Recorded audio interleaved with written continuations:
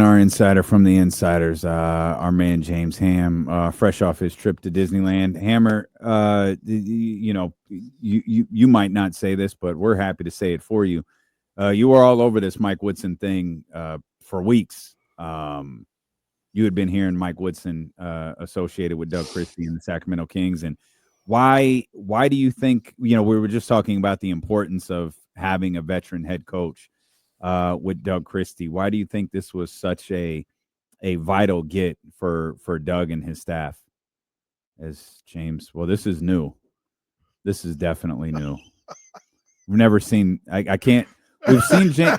So who had? This is like the Xbox, like Red Rings of Death, right Yeah. here. Okay. Well, Like James is gone no. forever. Well, we got him back. I got. It didn't like something there. That was Not for sure. Oh man. Did you even hear the lead in? Yeah, I could hear you, but I Oh. wouldn't pop up. Then I added myself, and then it all freaked out. Oh, okay. Well, I guess to dumb it Poor down, James. Mike Woodson, your thoughts? That's pretty much Has it what- been made official yet? Like I don't know, James. You've known about this for 2 years that Mike Woodson was going to join Doug Christie's staff after Mike Brown got fired. Like James knew this 2 years ago. certainly a don't know. week and a half ago. I mean, we started Yeah. talking about it on the insiders. Look, we haven't gotten official word yet. The team hasn't also given official word on all the coaches that are out, but I mean, it's pretty extensive. Like Ricky Foyce, Jay Triano, Robbie Lemons, like just about everybody except for I don't know, Leandro Barbosa, Dip. It looks like there's a couple of people that'll stick around. So before we But get to Mike Woodson, before we get to the Mhm. Mike Woodson part, what do you think the significance of that is? Basically, essentially the whole staff being out. look, I think the biggest problem that you have is that when you fire a coach in the middle of the year, is that you don't just reset the staff, and so um, you have a couple of choices in that situation, and one is to elevate someone who is part of the lineage of the previous staff, right? Someone who is a Mike Brown guy to take over for Mike Brown. And that's not what the Kings did. It's not that Doug wasn't a Mike Brown guy, but Doug was hired by Luke Walton. He, as maybe more of a franchise, I don't know, placement than a straight, just like Luke Walton went out and searched through a ton of resumes and came up with Doug Christie's name. I do know that Luke called Doug and interviewed Doug and another person, and at that point, Doug was very surprised when Luke called back and gave him the job, right? But then when Luke got let go, Alvin Gentry takes over. There was even some conversation then about whether Doug would take over as head coach if Alvin didn't want to, sort of concede, long-term stability with the franchise. So Doug was, again, they asked Mike Brown if Doug can be on his staff. He said, sure. And that doesn't mean he's one of Mike Brown's guys. Mhm. I think Doug did good work for Mike Brown's staff. He did a lot of the scouting. He worked one-on-one with Domantas Sabonis every summer. He also, him and Leandro Barbosa worked as a team, um, working out Domantas Sabonis and others, right? So, but at some point, when they made the move to elevate Doug to the head coach, there was a problem that none of the people around Doug, he didn't hire any of them. And I've said this a million times. I've said it here. I said it earlier on the insiders. Like when a head coach takes over a team, he should be allowed to hire his own staff. That is the way it's written into almost every single coaching contract that there is. Sometimes there are people like Doug who a franchise can say, hey, do you mind having Doug Christie on your staff? And most of the time they're sort of like lineage guys. So you accept them as part of your staff. Doug should be able to hire who he wants, and unfortunately, that means that a couple of guys lost their jobs and or are going to lose their jobs officially We'll wait for whatever is going to happen or what won't happen. So when you start hearing the Mike Woodsons of the world and some of the other coaches that we've heard on and off, you're kind of with the understanding that Doug should be able to build this staff out, and Mike Woodson, if he does in fact step in and take on a lead assistant or associate head coaching job with the Kings, that would make a lot of sense. He's 67 years old. He's not a coach that you're worried about if you're Doug Christie, like trying to sneak in and take your job or anything. This is a guy with a wealth of knowledge who has some ties to Scott Perry from their time together in 2020-21 with the New York Knicks. And he's just a guy who knows the job. And I would say that like the Kings would be better off if they had two assistants with head coaching experience, not just, outside of Doug Christie. Like it doesn't hurt to have these guys because they help you run everything. It's not just, hey, I need you to be the defensive coordinator or the offensive coordinator. These guys are support pieces that make sure that things don't like fall between the cracks. James, I was trying to paint the picture of what Doug was dealing with last year with Luke Louts leaving and a lot of people leaving from the Mike Brown staff. And I know you got a really good understanding of that. What was his typical workload, on a day-to-day basis compared to what it should be now? Well, I think it's really difficult because when you put someone in that situation, when you elevate them, everybody is going to step in and do what they can to like help out. I know Jim Moran was like really, really big. Doug relied on him a lot in the second half of the season. He took on a whole lot more of just the workload, but there's a ton of work. And that's what I think people like. I don't know how, going back to like when the Kings first moved here, it was like, you had a head coach and you had a lead assistant and you had a trainer. Like that's just not basketball anymore. Like now you have a whole room full of guys who do scouting and video, right? You have offensive coordinators, you have defensive coordinators, you got a whole staff of guys who come in and work out with players, just player development coaches. And then on top of that, you have, I think it's 4 front of the bench assistants, and you can have as many back of the bench assistants as you want. You just have to clear out more bench space. So, when you're thrust into a start at like the head job, though, if you're not comfortable with the guys around you and they're not your people, even if you have worked with some of them for a year or two, it's uncomfortable, and you don't want to put your 100% trust or faith in them, because your job is on the line and you're trying to make a good impression. So I would probably estimate Doug was getting 3 or 4 hours of sleep a night. You saw by the end of the season, he got a little chippy with everybody, and I would too. Like I'm going to get chippy with you guys. I haven't slept. I got back from Disneyland super early in this morning, and like it is what it is. But just think of that every day for 2.5 months. And so he wore thin. The next iteration of him and his coaching staff is going to be people that he has 100% faith in, and that he can delegate down some of the information. And if he's not delegating that stuff down, Mike Woodson is the guy that can pull him aside and say, hey man, you're taking on too much yourself, and that's not a way to be effective. We need you to be fresh. We need you to think of the game the right way. And the best way to do that is surround yourself with people that you feel comfortable with and that you can delegate things like, again, the scouting report. Or we talked about the weird thing where, some guys on the bench are in charge of subbing in and out players. Some guys on the bench are in charge of watching reviews like really quickly to see if you want to challenge a call. Like some guys on the bench are in charge of timeouts, and not only that, but watching to see how many personal fouls you have and things like that. Like there's a lot more than just like sitting around and yelling at players to do something different.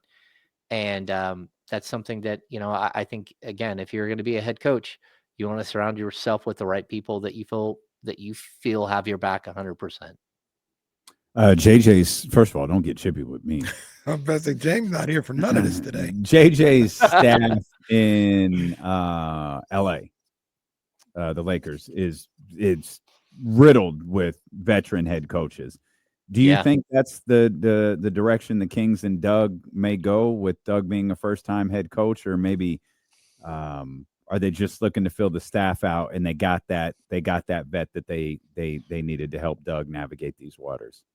Well, this is where you start, because again, I think people like Doug Christie's been an assistant for like 3.5 years, but in that 3.5 years, he's been in like the Sacramento bubble, right? The Luke Walton staff happened, and then again, Luke was around for, I don't know, what was it, 20 something games, and then of course you have Mike Brown's staff, but there are a ton of assistants in the league. And if you haven't been an assistant, or you haven't been a head coach, or you haven't been an assistant in multiple cities, when you bounce around, which most assistants do, like, I mean, I don't know how many assistants I can name that have been in Sacramento multiple times. Uh, those guys like Brian Gates, has worked with probably 40 different assistant coaches. Like, that's just the nature of the game. Every time you go somewhere, you got like 5 or 6 or 7 assistants around you, and you learn, and you learn who works well with others. And but Doug hasn't had that experience to bounce around and work with a bunch of guys. And for that matter, like, look at the gap between when Doug was like a player and now that he became an assistant. I mean, it's years and years, over a decade, right? So I think at this point, having someone like Mike Woodson, you don't want it to just be Mike Woodson's staff, because then we could get in the same situation where, you're looking around and going, hey, this is just like when Mike Brown had a staff. But, if he wants to bring in a guy like Bobby Jackson, or he wants to bring in a guy like Elston Turner, whether those guys become available or not, we don't know. That's where you start to build out your sort of look and feel for what you're trying to build. And to me, like, again, Mike Woodson's a good start. He's a guy who's been a head coach, who's been an assistant all over the place, who has all kinds of ties around the league. And it's like, what kind of defense and what kind of offense do you want to run? And once you tell me that, a guy like Mike Woodson can probably compile a list of 4 or 5 assistants for each of those jobs and say, why don't you interview some of these guys? Because these guys are really good at what you want to do specifically. Like, you want to run a motion offense, you want to run a Princeton style offense, you want to run, a switching defense, like whatever it is. Like, I can find you a list of coaches, because I've been around the league and I've worked with those people. And that's why having a guy like Mike Woodson is just invaluable. And I don't want to put too much on this guy, because we always lean on his experience, but that's also probably where a guy like Scott Perry comes into play.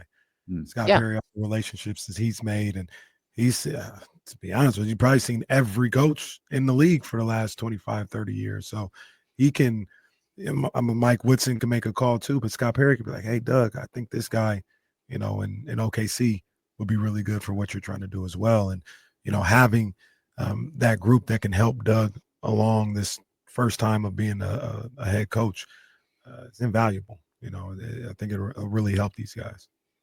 Yeah, I totally agree. And again, like the Scott Perry tie with Mike Woodson, they were only together for a year. I could probably go back and look and see if they've crossed paths in other spots. Maybe they have, but the coaching fraternity in the NBA isn't that big. And, there's a lot of like overlap there. Again, I don't know how many times Brian Gates has worked here in Sacramento, or Rex Kalamian, right? Rex Kalamian is a guy who's on the Buck staff right now, and who's been in Sacramento at least twice, but also has been on Mike Woodson's staff. You look at Mike Woodson was on Doc Rivers' staff for a long time in LA. So again, like, when you look around the league, there are really good coaching staffs, and what the Kings can't do in this situation, they might do, but what they really shouldn't do is skimp. They should put out the money to bring in a top-notch coaching staff to support Doug in the right way. And, again, this doesn't hurt your salary cap. It doesn't do anything. It's just, how much money are you willing to invest? And look at the Lakers staff, look at the Clippers staff. The Clippers staff's incredible. Mm. And that's with Tyrone Lue. Like, Lue is a great coach in his own right. And then you surround him with Jeff Van Gundy and all these great coaches. Like, that's how you build a winner, is by putting money into the product in ways that other teams aren't.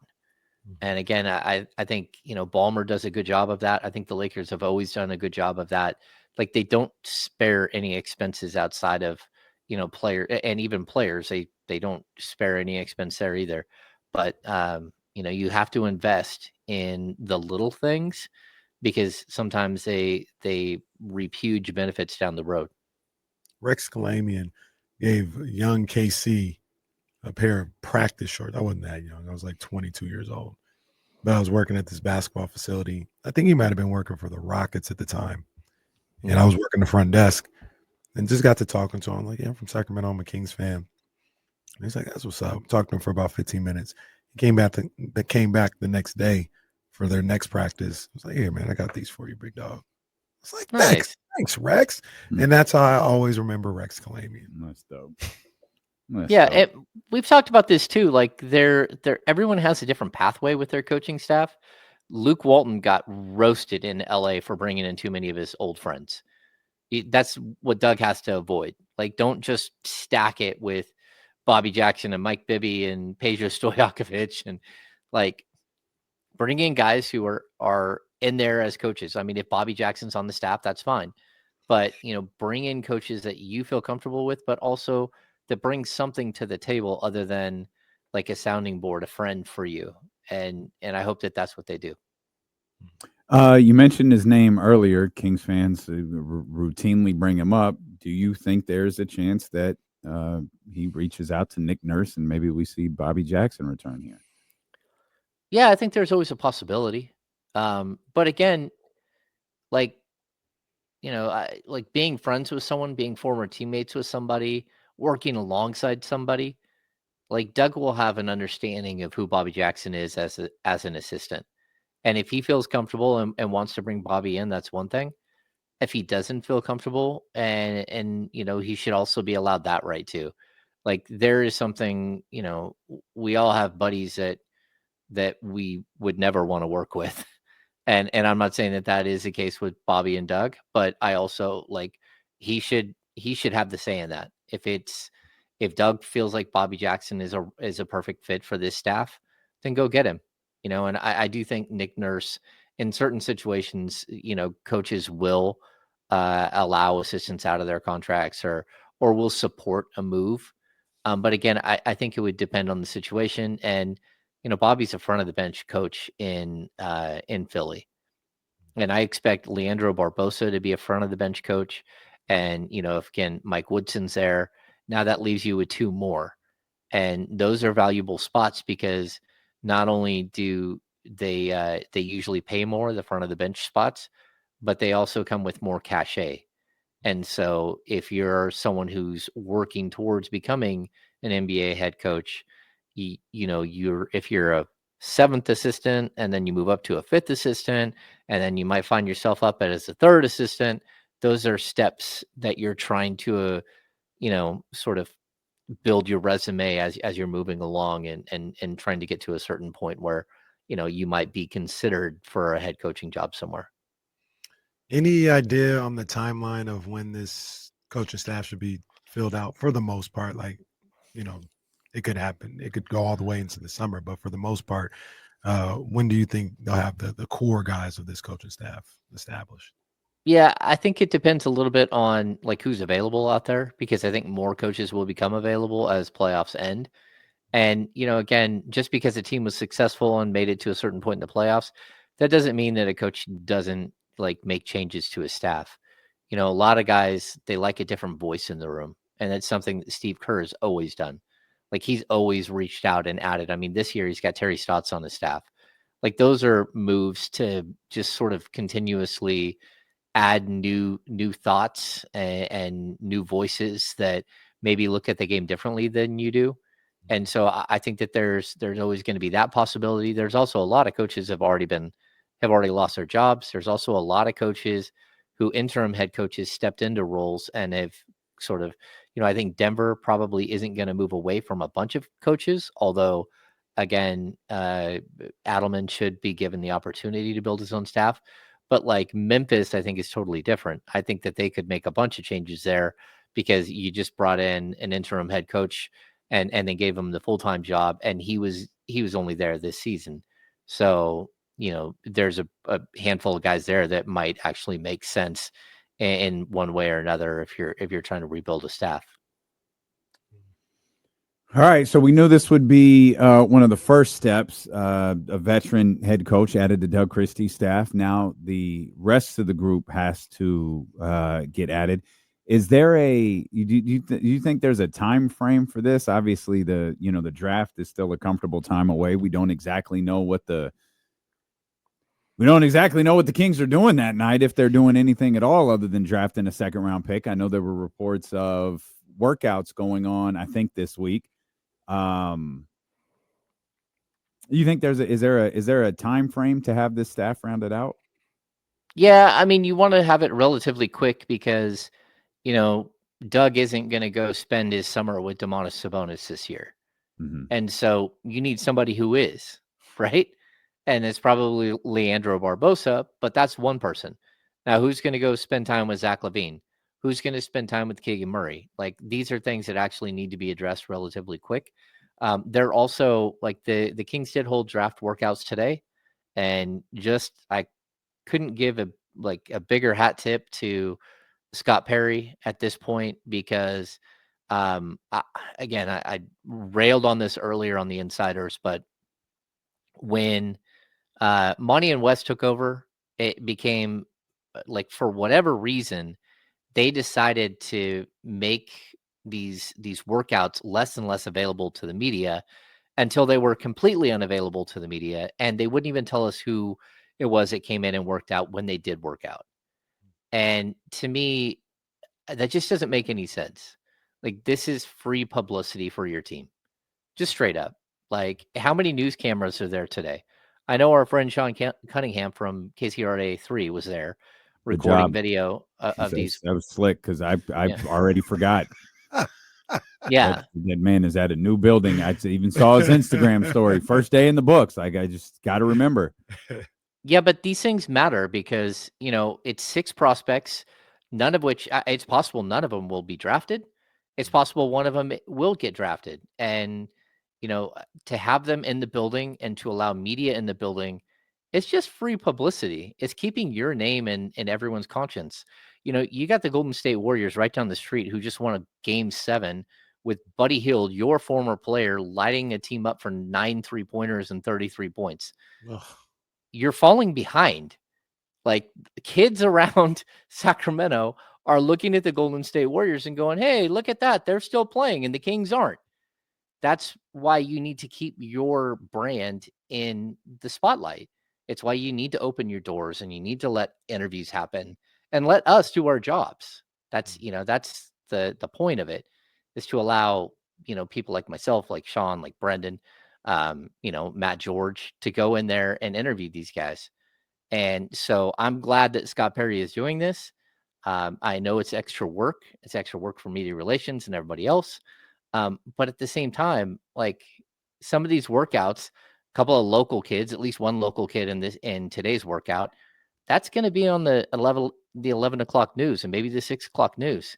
And it's just, getting your brand out there again and reminding people that the Kings still exist, even though the off season's here. And so, my point is, you actually need assistant coaches to do those. It's not just, part of it is having an assistant coach there to sit there and run, or a handful of assistant coaches to run these things. I know Dave Yeager is known for doing, like, really weird drills, like blindfolding guys and having them play blindfolded. All right. Yeah, well, you get somebody's feel for the game. There's that. There's there's the interview process, going out to dinner, meeting these people, meeting these prospects. Maybe you find somebody that just really, you watch the film and you're like, okay, I like what he looks like on film. You get him in your building, you're like, nope, Not going to touch that guy at all. Or another guy, you might say, oh, okay, I can work with this. And, personality is part of the test. So I think it's a good thing to add assistants. You don't have to rush, but there isn't a big reason to wait around until October, November. September or August to sign these guys. We're going to take a break. James said two things. Well, he said something in there that brought up two things that I want to ask you when we return. That was dramatic. Steelo and Casey on ESPN 1320. I feel like we're about to do a DNA test or something. A Really. reveal. You always do dramatic. You are teases. not the father. Like playing the Hawks. We'll talk about it more when we get back. Mm-hmm. What happens if you're not the father? We'll have that next. Aaron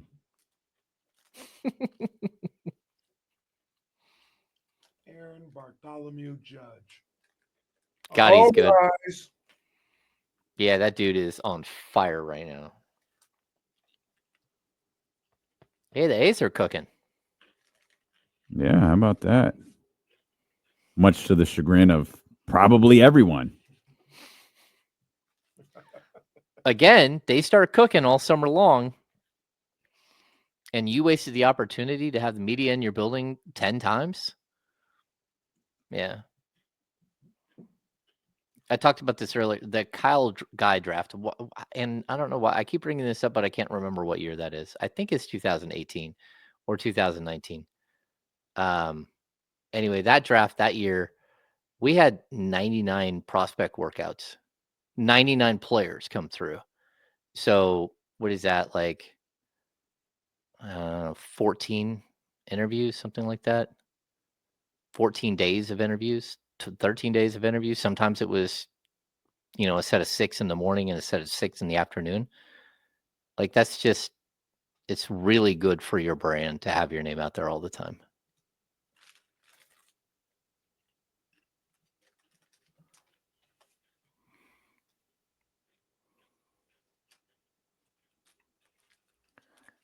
Um, 2019 NBA draft. He was a 25th pick.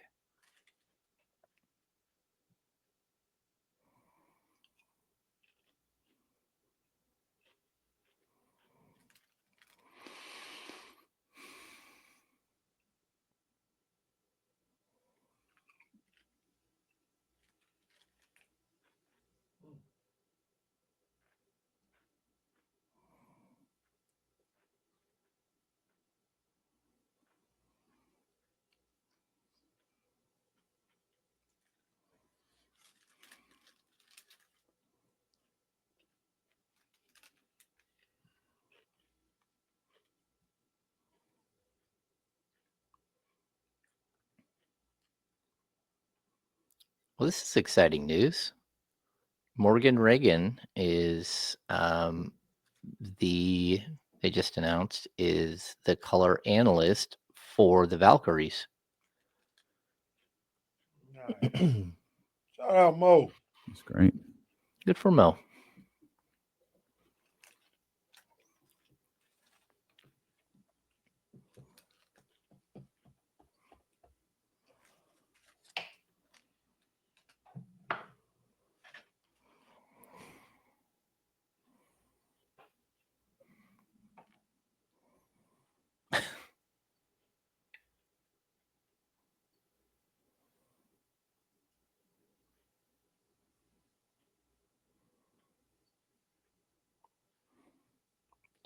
Somebody asked who's doing play-by-play, and that is Jacob Toby, and Derek Clark will do some games as well. We're coming back, James. Cool. Well, this is a dramatic tease going into the break. You want to fill the rest of us in on what's running through your brain? So let's see. Let's go. They're both Kings related, but one might drift us off into another territory. So I'll stay with the one that will keep us here. You talk about the breath of fresh air, having these draft prospects, getting it out there, opening it up to the public. who's responsible for doing it the other way in recent years? Oh, that was a decision made by the front office. I mean, you know that because it's the same media relations staff and they're doing things 100% differently. Same media So, relations staff, same owner. So it was Monty and West. yeah, I mean, that I saw decision that was, over the weekend, by the way. Did you really? Yeah, his son was playing in a basketball game. Oh, okay. oh, Yeah. did you say hi? Did you tell him he sucks? I did not. I did Oh. not. I let Wes enjoy his time watching Well, his that son was play. nice of you. I'm sure Wes is a great guy. Sorry about that. I just remembered I saw him on Sunday morning. Didn't go talk his ear off this time, huh? Wow. Wow.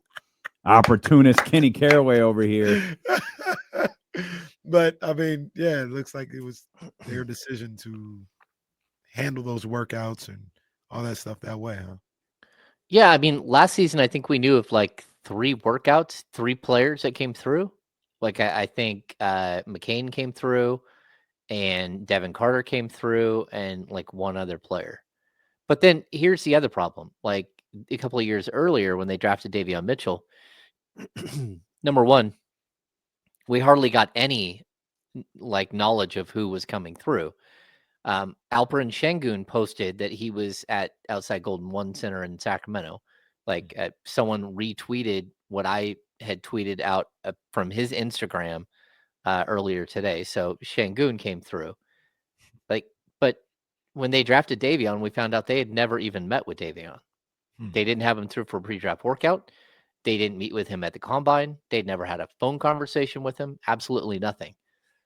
That's almost unheard of in the modern NBA. So there is a little bit of trying to disguise what you might do or what you might not do. But there's also like, how do you build value in your pick? You know, they were going to trade that pick that year. At least that's what most people thought, you know, and they tried to trade their pick last year. But if you're not telling people who you're bringing in for an interview, how are you supposed to build value in it? Like, if all of a sudden you've had like 2 or 3 of the players of teams behind you that teams behind you might want, they're going to be like, oh, well, hey, you know, he went to a visit in Sacramento. Maybe he'll go to Sacramento. Maybe we need to move up to go get that player. And that could be you that they move up to draft where you're drafting. It could be the pick above you that maybe, you know, again, if somebody wanted Davion Mitchell at number and they were looking at him at like number 11, what if they moved up to number 7 or number 8 and pushed, I don't know, Franz Wagner down to you? Like, so again, like it seems like such a small thing, but it did not make any sense that they just like, oh, we're just deciding to change the way we do things here, and we're not going to do that anymore. Where you can, you know, where we'll tell you who's coming through for prospect workouts. I like this. I like the way they're doing it now. It's much better. The other thing I thought about, which is a little bit more macro, and you talked about staying in the news and the Kings making sure they're, you know, letting everybody know, hey, we're here. And I remember at the start of the baseball season, James had talked about like Kings better be careful because the A's are here now, and if the A's are pretty good, they're gonna dig into that popularity and maybe attendance and all this other stuff with the Kings. And I think we saw in the first couple of games, obviously it was brand new or whatever, and there's still no attachment to it because it's not Sacramento's team. But the Kings and the A's played on the same day, and it was clear. It was the Kings. Like they had 17,000, and if anybody was going to struggle, it was going to be the A's. It will never be the Kings. And I thought about something the last couple of weeks. Do you guys think Sac State basketball could have more of an effect than the A's could have? Because you think about it, Mike Bibby, Shaq, they're bringing in these guys like Mikey Williams, all this other stuff. You can go to a Sac State basketball game for $15 and see all this. Whereas you go to a Kings game, and if they're average or whatever, even if they're average or no good, that's $100 night. Do you think Sac State could dive into that popularity realm a little bit than the A's could, than we originally thought the A's could? I don't think more than the A's. And I mean, I think Sac State, as far as like attendance, Like, I think college students are going to go to more games. I think alumni are going to go to more games for sure.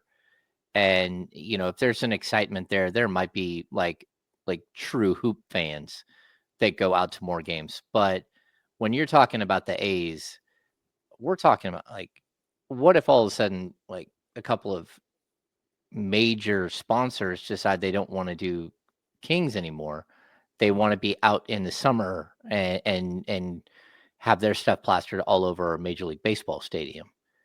And right there, I mean, you could lose millions of dollars in sponsorship deals like that. Also, like I know law firms or big businesses in Sacramento who usually buy 4 seats or 6 seats or a box for their clients and for client relation stuff. What if all of a sudden they start taking some of that money, that discretionary money that they use for that, and they start buying A's tickets? And that's where, again, I think if you're not putting a good product on the court, then you can lose out, especially if, let's just say, the A's continue. What are they, 19 and 16 right now?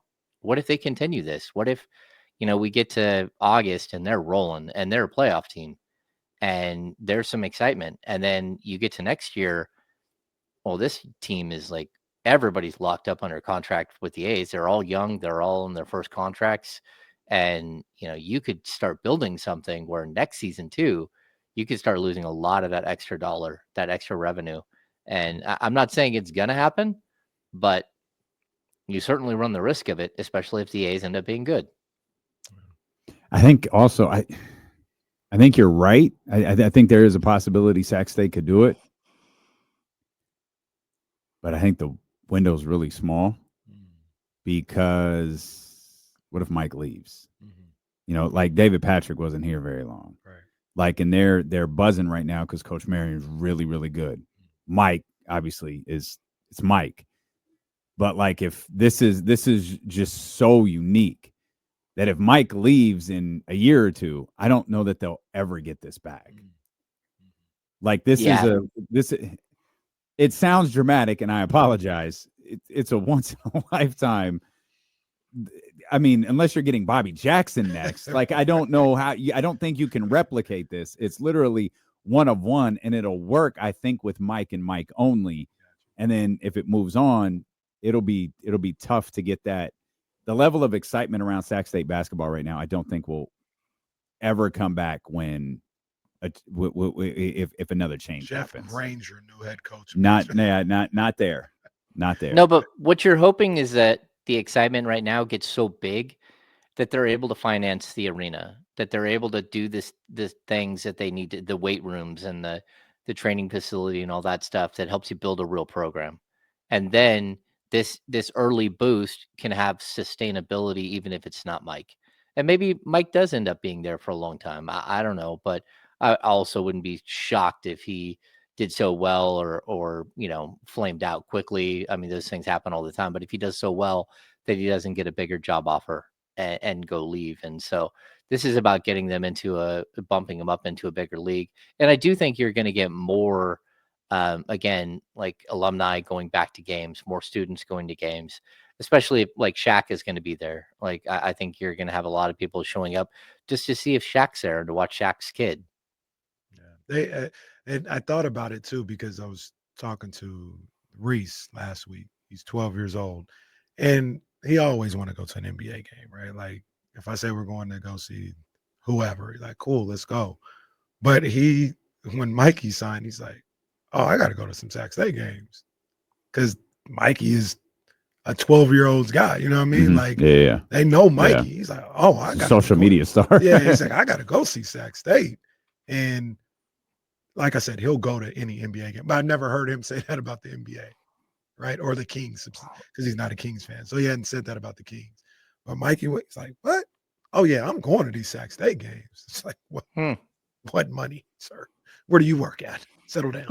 So you just said it's $15. You don't get all that free time you have, Kenny. He's got to do his chores to get the rich allowance. as you are, he doesn't do his chores. Not often enough. His chores are hit 1,000 jump shots on the gun every day. Yeah.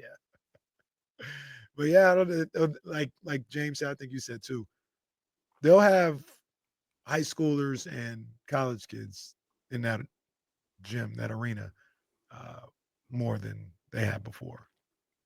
Well, and the hope too is that, you know, some of the local like basketball players, we're seeing them, you know, flood the NBA. Sacramento's become like a weird little hotbed for NBA prospects. Like, you hope that more guys, like if Sac State's legit, that they would stay local and start building that program. And the way you do that is you get kids like Reese, 12, 13, 14, 15-year-olds right now, going out to Sac State games and saying, you know what, I think I want to play here, especially if they get a new arena. And again, Shaq's there sometimes. You know, I think that there is going to be a little bit of a draw there. Sac State outdrawing the Sacramento Kings. That would be. Which former King is a better coach, Mike Bibby or Doug Christie? All the conversations we can have this off. Mike Bibby leaves, we'll go get Mitch Richmond. We'll go get Tyus Edney. We'll go get Olden Polonies. We'll just keep it going. Every Sac State head coach is a former Kings player. Just keep it going. What if Doug went out and absolutely. Corliss Williamson? What if Doug went out and got Corliss Williamson as an assistant? That would be Corliss crazy. still in Minnesota? Where's Corliss at? He's somewhere, because I remember him coming through town this year. It was good to see him. I think it'd been a couple of years.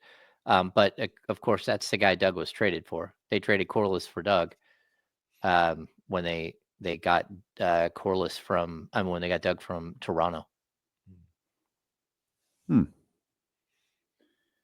Well, it feels like there's a lot of steps to take this off season. The two most important steps have already been taken. Scott Perry, Doug Christie.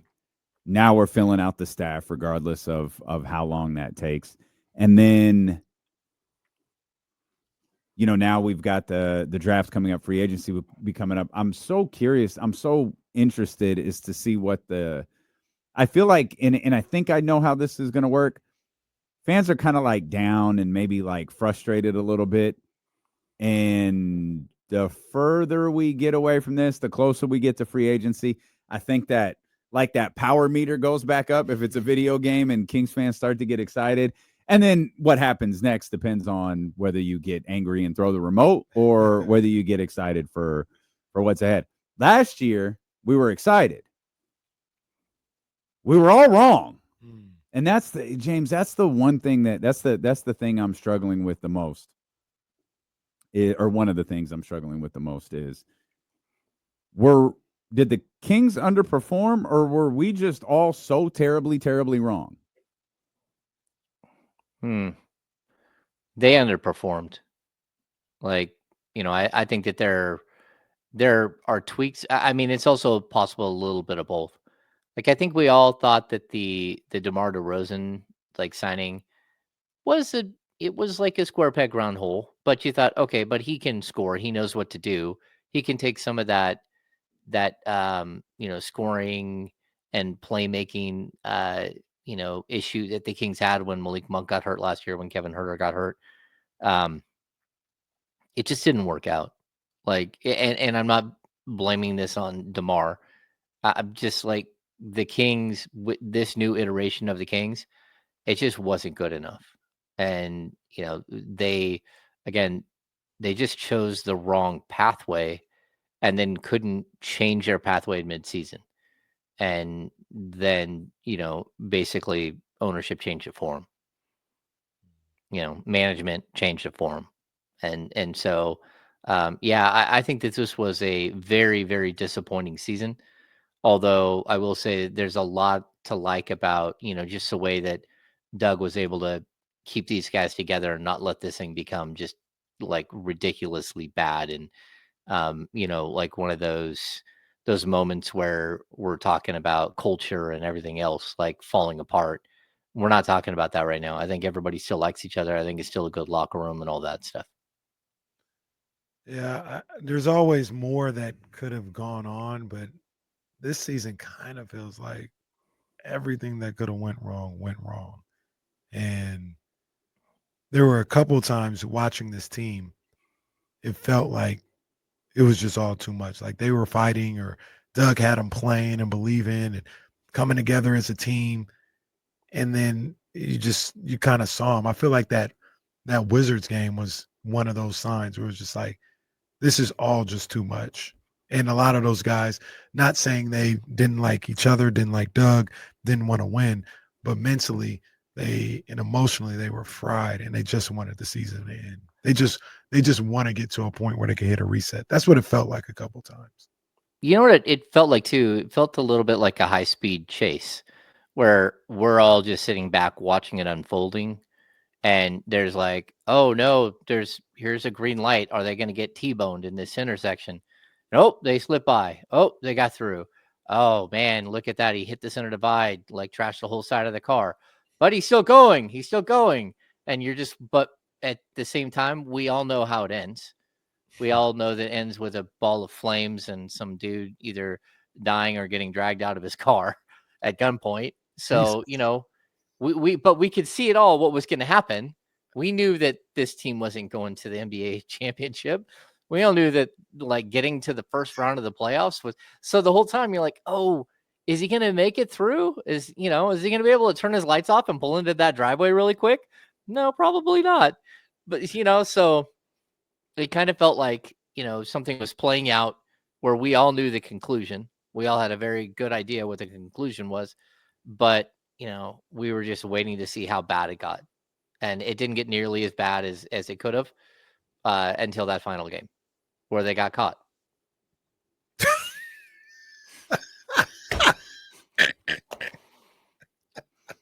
Well, the Mavericks drugged them out of the car. He's right. Anthony Davis with his unibrow dragged you out of the car. Oh, Cuffed you and stuffed you. That's it. That's tough. That is a tough analogy. That's tough, man. That's tough. I'm trying to find the flaws in it. I haven't found one. We thought the whole time, though. You're like, oh, no. Oh, no, they're okay. He's still going. We all know it's like, well, this can't go on for like 4 days because he will eventually either run out of a charge or run out of gas. Yeah. Turns out they weren't okay. They were very much not okay. No. And that's why the Sacramento Kings season ended the way that it did. It's why they're in this position of kind of retooling, rebuilding, reforming here during this offseason. And man, we have I'm sure you got a chance to go back and watch it. Well, maybe you haven't. You really haven't had a lot of time, but we did get a kick out of Doug Christie's introductory press conference because it really felt like the Scott Perry press conference part 2. There was a lot of Scott Perry in that Doug Christie press conference and just a little sprinkling of DC, but a lot of those questions were directed at Scott Perry, which was funny because he's a very charismatic speaker. And as you know, he is 2 for 2 on press conferences, if that means anything at all. Well, I think you also have to look at, media in Sacramento. We just got 51 games of Doug Christie. So, and I don't know how many of those were at home, but I'm going to guess like 25. So like, it's not like we don't know who Doug is. We haven't heard like some of this from him. I think again, I wasn't able to be there. I was at Disneyland. I missed out. But at the same time, I think that that's what it's going to be. I think some of the bigger questions were, hey, who made this decision? And I don't know if that question was asked, but how comfortable are you, Scott Perry, with Doug Christie as your head coach moving forward? How much leeway are you going to give him to bring in his own staff? All of those questions. I have not gone back though and hit the whole press conference and then all of the little mini interviews that happened afterwards and all that stuff. I'll get to it eventually, but I'm on like 3 hours sleep. Understandable. Hey, look, before you go to sleep, Hammer, go check out your boy KC's Prize Picks lineup. It's an all game 1 lineup. Celtics, Knicks, Nuggets, Thunder. I got you covered. Stay away from those Knicks. Well, because I leaned in on them last time and took my goddamn money. I got 2 Knicks. By the way, so there is no controversy. Zabo won. Well, I don't give a damn about your. You've been settle robbing. down. You've been robbing Zabo for four straight weeks. Hey, get a hold of your league, Kenny. It's been the Sacramento screw job time and time again, and I'm Zabo won. Zabo with his 7th win, a much needed win because Johnny was creeping up. So good win for Zabo. Good job. But check this out. Jason Tatum, 27.5 points. Give me more. I'll take that. Josh Hart, 26 points, rebounds, and assists. Give me less. SGA, 7.5 free throws made. Give me more. Jalen Brunson, more than 3 points in the first 5 minutes of the game. Give me more. Wait, what is that? Jalen Brunson, 3 points, more than 3 points in the first 5 minutes of the game. You're at 4 in the first 2 minutes, I bet. Yeah, give me that. Huh. All right. Give me that. D'Lo's intrigued. No, that's an interesting. Huh. They got Tatum in there too. I used Tatum with another one, so I couldn't use him there. But they had Tatum with 3 points in the first 5 minutes, more or less. Ooh, that's low. Mm-hmm. James, what do you think the next piece of news we get surrounding the Kings is? Man, that's a great question, dude. I think it's just going to be the official hiring of like a handful of assistants. Yeah. Like they're going to start building out the staff. Okay. Yeah, because making any trades, again, this team is way more powerful on July 1st than they are on June 30th. Like, because that's when, they get the reset. But also keep in mind that the Kings have a ton of trade exceptions, like a 16 million, like a 14 million. They've got a 6 million. They got a bunch of trade exceptions. So they could be active in taking on contracts if that's the way it kind of works out. We're going to have to wait and see. Okay. Interesting. Well, this is what happens when you have 45 seconds left and you have no more questions. Go to prizepicks.com for more details. Make sure you put in the promo code KIFM to get $50 instantly with your first $5 lineup. That's KIFM in the promo code to get $50 instantly. Must be present in certain states. Prize Picks. I can't find them. Run your game. Zabo. Give Zabo his proper due. Run your game. Zabo, the originator, the OG, the OTC. Hammer, what is your favorite Jacquees song?